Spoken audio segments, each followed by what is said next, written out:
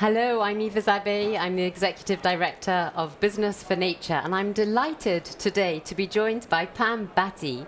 Pam is the Vice President of Corporate Responsibility at Burberry, which is a British luxury fashion house based in London. Burberry claims to be climate positive by 2040, and just this week at the COP26 unveiled a new strategy focused on reducing your own impact on biodiversity and nature as well across your supply chain and beyond. Pam, thank you so much for being with us today. Well, it's thank great you for to have asking you. me. Thank you. So when we're thinking of high polluting industries, we tend to think of oil and gas, big mining, but then increasingly the fashion industry too. So what are the challenges facing the fashion industry today?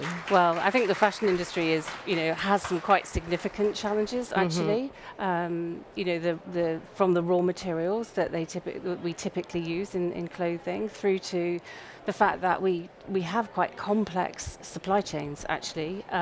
So there are some challenges with for the industry more broadly to really address and move forward towards net zero for sure. Yeah. And but I do think that with some hard work, the right level of investment, and importantly the collaboration, that there is the opportunity to really work on this as an industry. And that's we were here yesterday for the launch of the updated Fashion Industry Charter for Climate Action, where the ambition has been raised.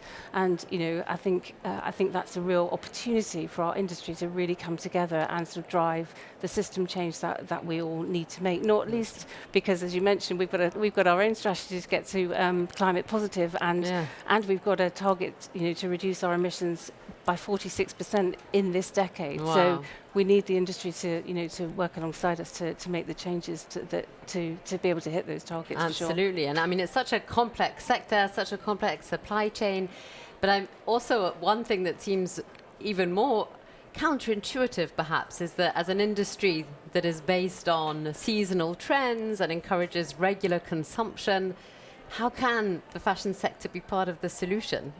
Well, again, I think it can. Yeah. I think there's a lot of some really good things happening in the sort of fashion industry already. From Burberry's point of view, we've been working on the environmental impacts of our organisation for very many years. We did our first baseline assessment in 2012 and have kept updating it over the years and adapt our strategy, to keep pushing forward. And, one of our biggest areas of impact on both climate and also biodiversity is our raw material sourcing, and so we have to keep pushing forward on our targets for raw materials. And we've recently set some 2025 targets for moving towards organic cotton, certified materials, recycled materials, and we will evolve it again from there, because we know that we need to start to move into sort of regenerative agricultural practices, and we're working on that with an organisation called the Savory Institute to establish regenerative supply chains. So it's very much an iterative process. And it's sort of like embedding sustainability into the products themselves.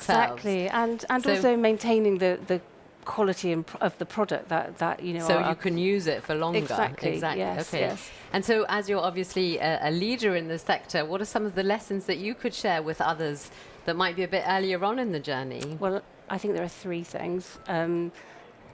Leadership is totally critical to within the company? Within the organisation. We're really fortunate that we have amazing support from our leadership team. The second one is, I mentioned the complex supply chains. We have to take your supply chain partners along the journey with you to move at the same pace and scale that is needed.